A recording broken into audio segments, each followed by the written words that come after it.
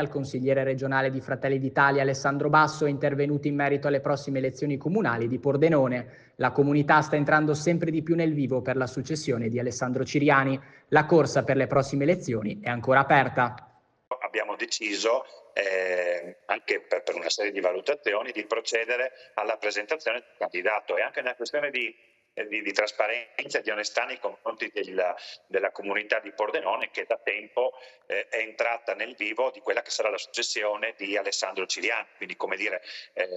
da tempo ci si aspetta questo momento. Allora sono intercorse tutte le trattative, che, devo dire il vero, sono estremamente onesto anche con gli amici alleati che compongono la coalizione a livello regionale, non mi pare siano legate al mio nome, ma a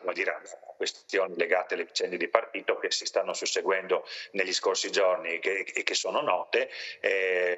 ma che devono, secondo me, anche un po' in parte rimanere disancorate da quella che è la vicenda della città di Pordenone, per dare il diritto a Pordenone di avere una propria elettorata campagna elettorale. Il fatto che la presentazione avvenga sotto il simbolo del mio partito, di Fratelli d'Italia, ripeto, il candidato che Fratelli d'Italia ha proposto, non deve suscitare nessun clamore, perché è tutto ancora aperto, è tutto ancora in fieri per l'ufficializzazione definitiva all'interno di una coalizione che, tra l'altro, vede al mio fianco già almeno 2 liste civiche legate al mondo, appunto, del civismo pordenonese.